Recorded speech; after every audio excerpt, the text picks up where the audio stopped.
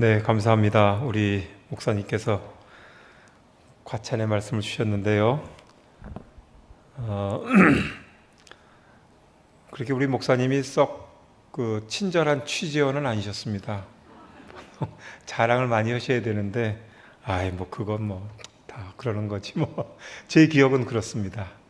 근데 그때 지금도 잊지 못하는 거는, 그리고 또 그런 이슈, 그런 문제가 제가 기독 공부를 떠난 이후에 제가 영국에서 우리 유학생들 또 교민들 섬기는 목회를 하는 동안에도 계속 청년들의 문제가 있을 때마다 제가 우리 목사님과 교회를 잊지 못하는 것은, 그때 당시는 참 너무나 낯선 개념이었죠. 교회 안에 교회, 청년 교회를 만드셔서, 요즘은 뭐 우리가 민지 세대라 해서 본인들이 주인공이 되고 본인들이 결정하고 본인들 뭔가 주도적인 그런 신앙생활 하고 싶어하는 젊은이들의 모습을 잘 이해한 교회들은 그래도 청년부가 부흥하는 모습을 보는데, 많은 지원을 해도 안 되는 교회들은 왜 안 될까 이렇게 힘써 도와주는데, 이런 얘기할 때마다 제가 오래전에 만나 뵙고 말씀드렸던 목사님 생각 많이 했습니다. 그러다가 정말 10년은 뭡니까? 한 20년 가까이 된 것 같은 생각이 드는데, 정말 오랜만에 목사님 뵙고 말씀 나누고 또 섬기시는 교회 와서 이렇게 강단에 설 수 있도록 허락해 주셔서 우리 목사님 또 우리 당회 앞에 진심으로 감사를 드립니다. 아직까지는 총회 사무총장이라는 소개가 낯섭니다. 목사 안수 처음 받았을 때도 그랬듯이 선교사란 이름도 그랬고, 또 신학 공부한 사람이 기자로 불리는 것도 늘 제겐 낯선 이름이었던 것 같습니다. 그래도 이제 제가 한 2년째 우리 총회 사무총장을 맡아서 섬기는데, 우리 총회에 대한 감사나 자부심, 여러 가지 아픔과 문제들이 없는 것은 아니지만 그것은 정말 날마다 더해가는 것 같고, 우리 주님이 주시는 힘과 더불어서 우리 교단에 대한 자부심이 저에게 기쁨 가운데 사역을 감당할 수 있게 해주는 거라고 믿습니다. 우리 교단에 대한 소개를, 우리 총회에 대한 소개를 저희가 잘 아는 것 같아도, 또 굳이 뭐 할아버지의 본적, 저희들이 뭐 가족에 대해서 잘 모르지 않습니까? 그런 것처럼 총회에 대한 말씀도 제가 잠깐 좀 드리면 좋을 것 같은데요. 총회가 오는 9월 1일이 되면 111번째 총회 창립 기념일을 맞습니다. 그래서 전국의 교회에게 9월 첫 주일은 총회 생일, 우리가 속한 대한예수교 장로교회, 특별히 장로회 중에도 저희는 통합측이라고 부르는데요, 우리 총회의 생일로, 총회 주일로 지켜주십시오 하는 요청을 드립니다. 총회는 저희들이 올 가을에 9월 19일부터 2박 3일로 열리는데, 총회는 108번째입니다. 3번이 빠지죠? 매년 총회를 하는 건데 왜 3번이 빠질까? 그것은 저희들이 전쟁 중이라고 빠진 거 아닙니다. 코로나 중이라고 빠진 것도 아니고, 일제 말기에 우리 교단이 일본과 좋은 면의 통일이 아니라 저희 교단이 없어져 버렸어요. 그때 저희들이 총회를 못 열었지, 저희는 피난 중에도 총회를 하고 교회의 중요한 일들을, 선교의 사명을 논의하고 이어오다 보니까 108번째 총회를 이번에 열게 됩니다. 총회 아래는 우리 부산 남노회처럼 69개의 노회가 있습니다. 물론 그 가운데는 처음에는 이북에서 내려온 우리 성도님들이 교회를 만들고, 또 그 교회에 같이 모이면서 이북노회라고 해서 노회들이 있었는데, 그 노회가 점점 지역교회에 흡수되기도 하고, 그런가 하면 이북노회는 전국이다 보니까 너무 교회가 많아져서 또 나누기도 하고, 그렇게 해서 현재는 69개의 노회가 있습니다. 우리 교단이 교인 수는 한 10여 년 전부터 조금씩 줄어들고 있습니다.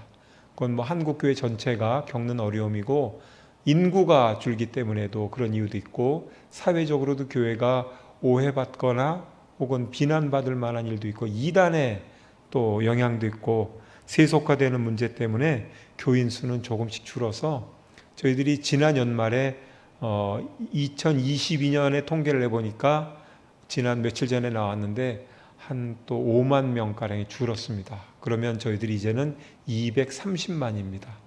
그런데 올해 1월부터 우리 총회가 열심히 한 일 중에 하나가 뭐냐면, 총회 주제인 복음의 사람 예배자로 살게 하소서 해서 코로나 이후에 예배 회복을 위해서 저희들이 애를 썼고, 또 한 가지는 전도를 열심히 했습니다. 그래서 노회마다 격려해서 열심히 전도한 노예는 우리 총회장님이 선물을 주셨는데 봉고차를 상을 주셨는데 24개 노예가 참여했습니다. 그런데 1등한 노예를 비롯해서 24개 노예가 전도한 걸 모아봤더니 3만 5천 명이 전도되었다라는 복을 받았습니다. 사라진 숫자에는 못 미치지만 그래도 이렇게 줄어가는 것을 더 이상 볼 수 없다. 우리가 정말 과거에 막 70년대 80년대 막 부흥할 때처럼 정말 전도의 힘을 다시 내자 교단이 그렇게 애를 쓰고 있습니다. 그런데 저희에게 있는 이 9,400교회 가운데 딱 중간에 서 있는 교회, 크기로, 교인 수로 그럼 몇 명쯤 될 것 같습니까? 그래도 우리 교단이면은 중간쯤 가면 그래도 한 100명쯤 될까요? 근데 저도 놀랐어요. 와서 알아보니까 9,400교회 가운데 50등, 그러니까 중간에 있는 교회를 따져보니까 44명밖에 되지 않습니다. 너무나 충격적인 이야기죠. 그리고 청년부는 물론 교회 학교가 없는 교회도 우리 교단의 절반을 넘어섰다 하는 그런 우울한 통계도 있습니다. 그래도 이런 현실 속에서 어떻게든지 다음 세대를 저희가 좀 다시 일으켜보고자 해서 올해는 미래 세대를 위한 위원회를 만들어서 청년부 지도자들을 모아서 2박 3일 캠프도 열어보고요. 그리고 얼마 전 포항에서는 젊은이들이 찬양하고 또 동영상 만드는 걸 저희들이 또 컨테스트도 하고 그런 행사를 통해서 무언가 이런 분위기를 좀 새롭게 만들어보자. 저희들이 애쓰고 기도하는 건 물론 기본입니다만 그렇게 우리들의 선교 사명을 감당하고자 했습니다. 그러나 고령화되고 저출산이 겹치고 또 코로나까지 지난 3년간 저희를 힘들게 했던 걸 생각하면 정말 다음 세대를 위한 우리의 기도가 더 간절해질 수밖에 없는 것 같습니다. 이런 중에도 우리 교단은 지난 3년 코로나 중에 선교사님들을 구하기 위해서 때로는 그 헬기를 띄워서 선교사님을 모셔오기도 했어요. 그럼 한 번 오면 막 1억 5천 이렇게 듭니다. 그렇게 해서 저희들이 3번 그런 일이 있었지만 돌아가신 분도 3분이나 됩니다.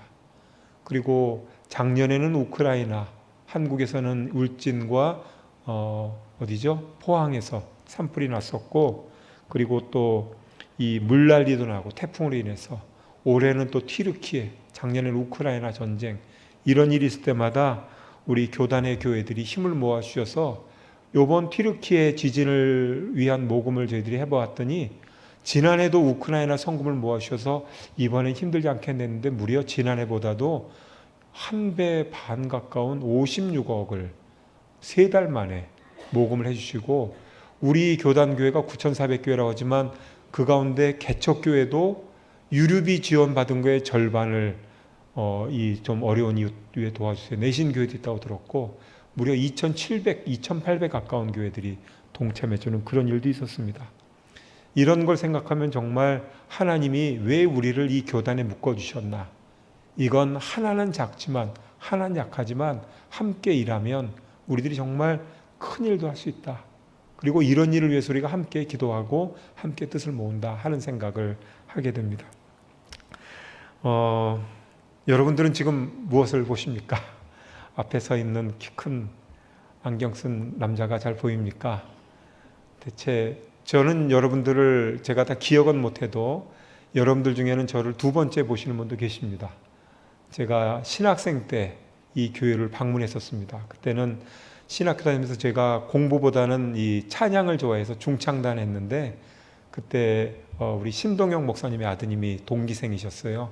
그래서 저희들에게 교회를 방문할 수 있도록 그리고 학교도 와서 찬양할 수 있도록 기회를 줘서 신학생 때 이 부산을 방문했던 기억이 납니다. 글로리콘도 지금도 있더라고요. 거기서 하룻밤 잠도 자고 그랬습니다. 그랬던 이제 신학생이 이제는 목사가 돼서 또 기자하고 선교사하고 다 지나고 또 이제는 사무총장이란 이름표를 달고 여러분 앞에 다시 선 겁니다. 같은 사람인데 읽히는 건 좀 다르다는 겁니다. 오늘 말씀에는요, 하나님의 주시는 작은 신호를 봤던 우리 예언자의 말씀, 저희가 주일학교 열심히 다니신 분들은 정말 들어봤음직한 그런 말씀 저희가 함께 읽었습니다. 이 앞전의 이야기는 바로 850대 1의 대결이죠. 바알과 아세라 선지자와 3년 6개월의 그 가뭄 끝에 하나님께서 때가 되었다. 이제 갈멜산으로 와서 정말 그 누가 참신인지를 겨루는 그런 장면이 나옵니다. 이 직전의 이야기는 엘리야가 승리하고 그 우상을 섬기던 사람들을 산 꼭대기에서 밑으로 기손강으로 데려와서 거기서 다 하나님의 이름으로 정말 끔찍한 일이죠. 심판하는 그런 사건 직후입니다. 그리고 그 이후에 선지자가 왕에게 그렇게 말하죠. 엘리야가 왕에게 이렇게 말합니다. 이제는 올라가셔서 먹고 마시소서, 큰 비소리가 있습니다. 그러니까 왕은 또 말을 잘 들어요. 이분은 마음이 약해서 그렇지 좋은 사람 만났으면 어쩌면 좋은 왕이 될 뻔했는데요. 그래서 이제 이 왕은 얼른 먹고 마시러 올라갑니다. 그런데 엘리야는 딴 데로 올라갑니다. 어디로 올라가냐면 다시 갈멜산으로 올라갑니다. 그런데 이게 보통 뒷산이 아니에요. 제가 이 성지순례를 못 해봐서 사전을 찾아봤더니 550m나 된대요. 산꼭대기가. 다른 기슭으로 가면 그렇게 높지 않지만 아마 이 강변에서 지금 막 다 하나님이로 심판하고 나서니까 올라가는데 쉽지 않았을 것 같아요. 그곳에 올라가서 기도를 합니다. 기도하면서 사환에게 부탁하죠.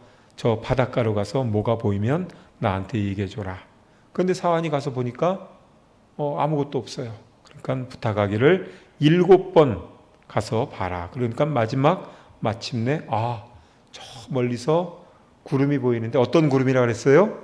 손바닥만한 구름이 보입니다. 그러니까 그때 비로소 빨리 왕에게 가서 비 때문에 막히지 않도록 서둘러 가시라고 전해드려라. 그리고는 이제 비가 오니까 이 엘리야 선지자도 허리를 동이고 마라톤 선수처럼 이 50리길이 된답니다. 뛰어가는데 이 마차보다 빨리 뛰어갔다는 그런 이야기입니다. 이 이야기를 믿거나 말거나 하지만 이 말씀의 주인 되신 하나님의 그 역사를 저희가 믿어야 되고 알아야 되는데요. 저는 오늘 이 말씀 가운데서 이제 좀 실존적인으로 다가온 말씀은 그거였습니다. 제가 오늘 원래 끊었던 기차표가 취소가 됐어요. 그래서 뼈를 갈았더니 또 30분이나 늦게 도착했어요. 왜 그랬을까요? 비가 많이 와서 그렇다는 거예요. 근데 이 엘리야 선지자는 참 지혜로웠던 것 같아요. 비가 가뭄 속에 있으면 가뭄 속에 바라는 건 뭡니까? 비 왔으면 그거 아니겠어요? 근데 비가 오는 소리를 듣고 또 비가 온다는 징조를 보고 그러면서 곧바로 요즘으로 치면 이런 분을 바로 우리가 재난 이런 본부 이런 데 본부장님으로 모셔야 돼요. 빨리빨리 행동해라. 지금 이런 일이 있을 거다. 정말 우리 믿는 분들이 이런 믿음이 없을 때가 있어요. 어느 교회가 비가 와가지고 비가 안 와서 비가 오게 해달라고 기도회 모였대잖아요. 근데 어떻게 됐다 그럽니까? 갈 때 비 안 맞고 간 사람 한 명밖에 없대요. 어린이. 왜? 우산 갖고 와서. 내가 지금 비 오라고 기도하라고 하니까 기도회 끝나면 비가 올 테니까 나는 우산을 쓰고 집에 가야지. 우리 장로님들, 목사님 모르겠습니다. 다들 모든 분들은 비가 안 오니까 비 오게 해달라고 기도해야지 그러고는 그냥 비 오는 것에 대한 준비는 안 한 거예요. 이걸 믿음 없다고 말할 수는 없어요. 그런데 그런 면에서 우리 엘리야 선지자는 굉장히 앞을 내다보는 지도자다. 이런 생각을 할 수밖에 없습니다. 그리고 제 마음을 끌었던 두 번째 장면은 엘리야가 기도하는데 머리를 무릎 사이에 묻고, 제가 그래서 한번 해봤어요. 불가능합니다. 여러분 한번 꼭 가서 한번 해보세요.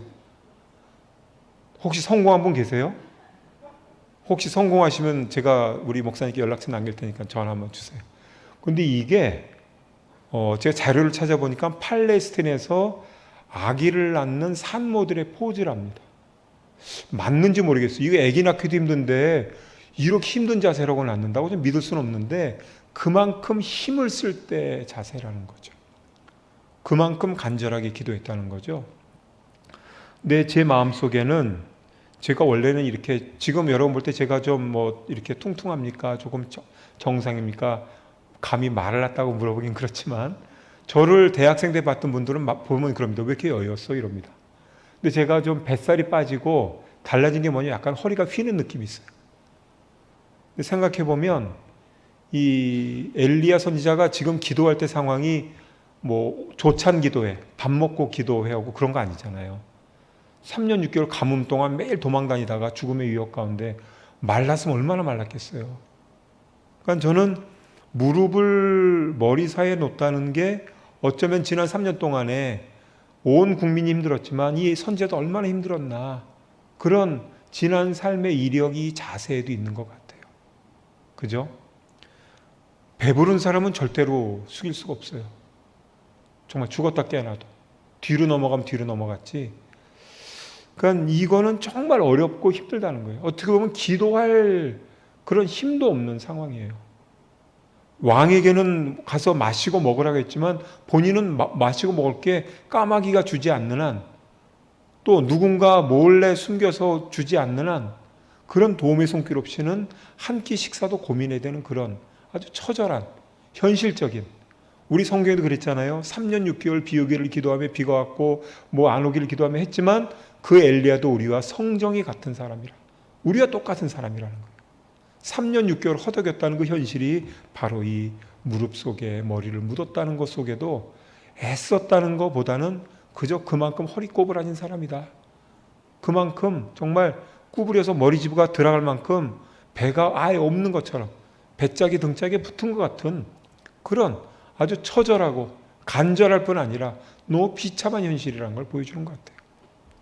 또 한 가지는, 저는 이 자세를 제가 성공하지 못했지만 이 자세를 성공했다면 일어날 일을 생각해 보니까 아무것도 들리지 않는 거예요. 머릿속을 귀로 막은 것보다, 손으로 막은 것보다 무릎에 내 머리를 파묻을 수 있다면 뭐가 보이겠습니까? 뭐가 들리겠습니까? 뭐라고 소리 지를 수 있겠습니까? 자기의 말하는 거, 듣는 거, 보는 것을 다 포기한 그런 상태인 거예요. 이미 들었죠, 비 오는 소리를. 그러나 아직 보지는 못했죠, 비가 올 거라는 증거를. 그래서 사환에게 부탁한 것 같습니다. 우리가 흔히 하는 말에도 아는 만큼 보인다라는 말이 있어요. 그래서 우리는 많이 알기 위해서 더 많이 보고 싶어, 이왕이면 좋은 거 보고 싶어 하고, 재밌는 거 보고 싶어 하고, 남 싸우는 거 보고 싶어 하고, 뭐 사고 난 거 보고 싶어 하고. 유튜브 여러분들 뭘 주로 보세요? 막 공부하는 거 주로 보는 분들 계시겠지만, 그리고 저희 어머니는 매일 그냥 가면은 한국 사람 보고 계시대요. 왜? CTS, 뭐 CBS 예배 보고 계시고. 그러면서 저희 형님도 목사님이신데 어쩌다 어머니 모시고, 형님 가까이 사십니다, 모시고 가면 이 집에 오면 외국 사람밖에 없구나. 가끔 영화가 틀어져 있으니까. 근데 저희들은 과연 뭘 보고 삽니까? 뭐 어떤 분들은 뭐 아는 만큼 보이는데 보는 만큼 알면 되는 거 아니에요? 이렇게 말하는 분도 있습니다. 그런데 말이죠, 못 알아보면 그만이 아닌 것 같아요.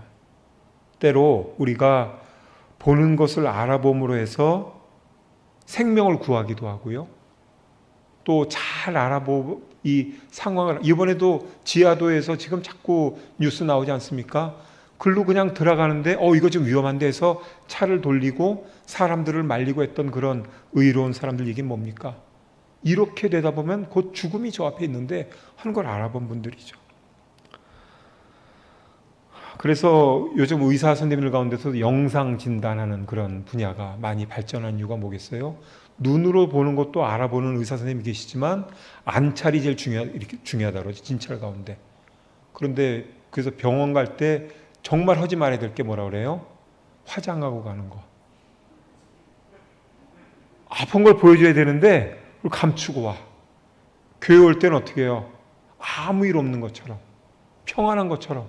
그건 아닌 거죠. 그렇다고 오면서 인상 구기고 수심하고 막 그럴 필요는 없지만 하나님 앞에 내 모습을 진솔하게 드러낼 필요가 있죠.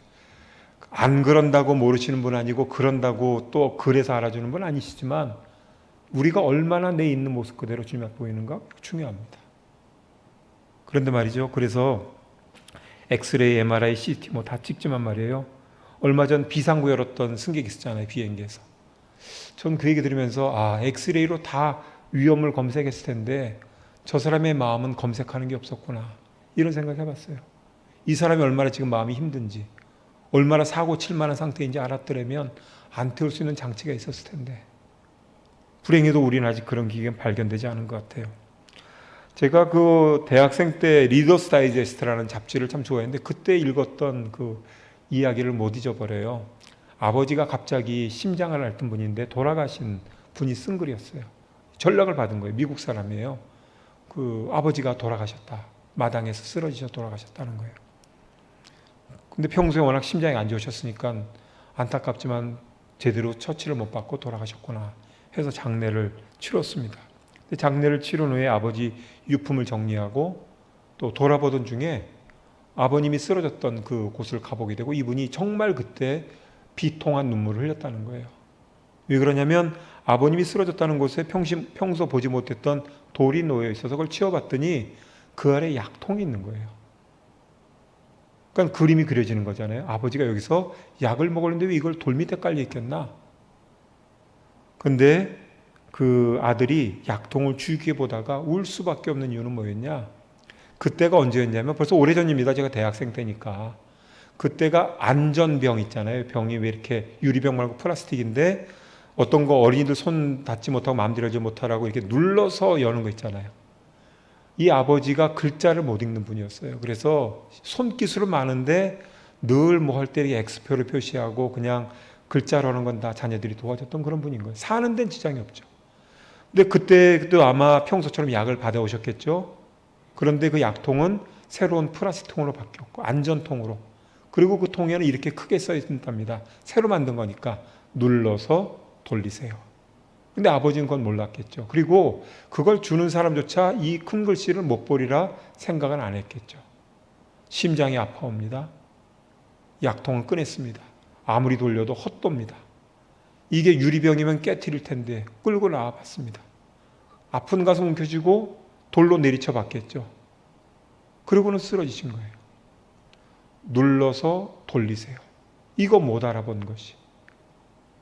제가 지금 글자를 배우자고 드리는 말씀이 아닙니다. 이렇게 하나님의 사인을 못 알아본 선지자가 바로 발람이란 사람이었죠. 인간의 욕심 때문에 이스라엘 백성을 저주하러 가는 길에 태워 가던 나귀가 자꾸 길 옆으로 자기를 밉니다. 앞으로 나가질 않습니다. 몽둥이를 때립니다. 유사일에 처음으로, 창조 일에 처음으로 두 번째로 동물이 말을 합니다. 뱀이 말했잖아요. 그리고 두 번째, 왜 나를 때립니까? 내가 뭐 잘못했다고. 그때 눈이 열려보니 앞에 칼을 뽑아든 천사가 보였잖아요. 그대로 가면 당신 죽을까봐 내가 안 가고 버티는데 왜 나를 죽으라고 때립니까? 우리가 그런 어리석은 일을 어디서든 할 수 있다는 겁니다. 욕심에 사로잡힐 때, 하나님을 알아보지 못할 때. 예수님께서도 그래서 마태복음 16장에 보니까 이런 탄식을 하셨어요. 너희가 저녁에 하늘이 붉으면 날이 좋겠다 하고 아침에 하늘이 붉고 흐리면 날이 굳겠다 하나니 너희가 천기는 분별할 줄 알면서 시대의 표징은 분별할 수 없느냐. 천기를 분별하는 능력은 제 생각에는 노아 시대 이후에 생겼을 거라 생각합니다. 그 비 오는 거를 무시했을 수 있어요. 갑자기 뭐 비가 왔을 수도 있지만 산꼭대기까지 물이 차도록 비가 왔는데도 이분들이 이게 어떤 비인지 부여를 안 하고 그냥 계속 연락을 즐겼겠죠. 그 이후에 인류에게는 큰 트라우마가 생기지 않았겠습니까? 코로나 이후에 여전히 우린 마스크 벗었지만 기침하는 사람이 곱게 안 보이고 기침할 때 눈치 보이는 이유가 뭡니까? 트라우마 때문이죠. 주님께서 말씀하십니다. 너희가 천기는 분별할 줄 알게 되었구나. 하지만 왜 시대의 표정은 분별하지 못하느냐. 오늘 사환이 발견한 건 뭐였습니까? 손바닥만한 구름이었습니다. 제가 그런데 이게 얼마나인가 알아보려고 우리 총회장님이 1%라고 그러셔가지고 찾아봤더니 서울대학교에서 2003년에 연구한 게 있어요. 1년간. 뭐냐면 체표면적에 대한 연구. 여러분 이런 거 들어보셨어요? 우리 몸의 표면적을 연구한 거예요. 그래서 목덜미는 몇 프로가 되냐. 이런 걸 연구했더라고요. 그러니까 1년간 서울대학교에서 이런 걸 연구하네요. 근데 거기 보니까 손바닥이 4.8%래요. 우리 전체 표면적에. 그러면 어떻게 되는 게 손바닥만 하다면 손은 2개니까 둘로 나누면 2.4. 앞뒷면이 있으니까 1.2가 되네요. 산소가 다 되시는 거죠? 네. 표정이 이상한 분들은 뭘까요? 네. 1.2%라는 거예요. 이건 서울대학 연구니까 믿어 보십시다. 결국 100분의 1의 증거를 가지고 오늘 엘리야가 됐다. 내게 들리던 큰 빗소리가 이제는 오는구나. 가자. 서둘러 가시라고 다시 일러드려라. 라고 말했다는 겁니다. 저는 오늘 손바닥 얘기하자고 여기 선 게 아닙니다. 우리는 과연 무엇을 보며 지난 주일 이후에 오늘 이 자리에 올 때까지 살았는가를 다시 한번 돌아보자는 겁니다. 지금 엘리야 선지자는 줄인 배를 간절한 마음으로 아기를 낳는 산모와 같은 그런 아주 온 힘을 다해서 기도하고 있습니다. 그리고 부탁한 게 뭡니까? 무엇이 보이는가? 사환이 일러줄 때까지 보고 또 보라고 말씀합니다. 우리 이 구원의 방주, 복음의 생수가 흘러내린 이 강단에서 선포되어지는 말씀 뭡니까? 이제 때가 되었다. 지금은 이쪽으로 나가야 할 때다. 주님의 뜻은 이것이다. 라는 주님의 뜻에 대한 분별의 역사가 이 자리에서 이루어지기에 저희는 와서 주님의 말씀을 듣습니다. 우리도 성경 읽을 수 있고요. 우리도 기도할 수 있고요. 하지만 눌러서 돌리세요 라는 문장처럼 읽기는 읽지만 알지 못하는 것이 많은 것이 바로 이 세상 일이라고 생각합니다. 성도님들께서 세상에 나가 사는 이유는 무엇입니까? 교회를 등지라고가 아닙니다. 우리가 주님의 말씀을 읽고 주님의 뜻대로 살아가야 하는데 주님께서 우리에게 보여주시는 것, 내 생각이 옳은지, 내 판단이 과연 옳은지, 내 선택이 주님의 뜻과 가까운지를 바로 주님 앞에 나와서 듣고 묻고 그래서 그 말씀대로 세상을 살아가라 하는 것이라고 믿습니다. 우리 성도님들의 역할이 참으로 귀중합니다. 엘리야는 들었으나 여전히 지금도 무릎 사이에 머리를 묻고 기도하고 있습니다. 언제까지? 사환이 와서 저 멀리 손바닥만한 구름이 보입니다. 우리 동네 중앙교회가 이 부산 지역에 우리 한국교회, 저는 그런 역할을 했다고 믿습니다. 우리가 청년들을 살려야 된다. 청년들을 지켜야 한다. 제가 하는 일이 그 일뿐이라 그 말씀밖에 못 드리지만 그것뿐이겠습니까? 우리 목사님들을 통해서, 선대 목회자들을 통해서, 우리 장로님들과 함께하는 당회를 통해서, 각 부서의 활동을 통해서 많은 일을 이뤘고 많은 사역을 이뤄서 하나님 은혜 가운데 70년의 역사 가운데 이 놀라운 축복 가운데 저희가 있습니다. 지난날 우리에게 행하신 일뿐만 아니라 이 코로나 이후 시대에 우리에게 보여주시는 것, 가정적으로, 사회적으로, 내 직장에서 그것은 과연 무슨 뜻입니까? 말씀 앞에 묻고 주님의 말씀을 듣고 우리는 때가 되었다 말씀할 때 그 일을 위해서 힘을 모아서 우리에게 허락하신 힘과 능력과 노력으로 그 일을 감당하는 것, 힘써 왕보다도 앞서 달려가는 것, 그것이 바로 믿는 자의 역할이라고 믿습니다. 이제 우리가 할 일은 분명합니다. 우리의 기도는 분명합니다. 우리가 보는 것은 나의 즐거움 때문도 아니고 이생의 자랑도 아니고 내가 보는 것 이건 옳고 이건 그런 거 아닙니다. 슬픈 일도 나쁜 일도 안 좋은 일도 그 가운데 주님의 역사가 있다면 우리는 두 눈 부릅뜨고 목격하고 증언자가 되어서 그것에 대한 주님의 뜻을 외치고 전하는, 주님의 뜻을 발견해내는 그런 귀한 정말 바라봄의 공동체가 되어야 될 줄로 믿습니다. 무엇이 보이느냐? 엘리야가 사환에게 물은 것이 아니라 주님께서 오늘도 우리에게 묻고 계십니다. 기도하겠습니다. 사랑과 은혜 아버지 하나님 감사합니다. 우리 미래의 지도자를 키우는 복된 교회, 동네 중앙교회, 주님의 귀한 뜻과 주님의 귀한 역사가 있었음을 참 감사드립니다.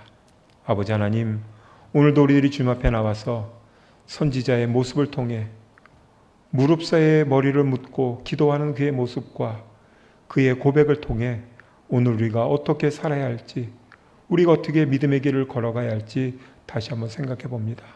주여, 우리가 그저 보이는 것만 보지 않게 하시고 어떠한 일이든지 어떠한 상황이든지 모든 것을 섭리하고 주관하시는 주님의 손길 보기 원합니다. 우리의 눈을 열어주옵소서. 감사하며 우리 주 예수 그리스도 이름으로 기도드리옵나이다.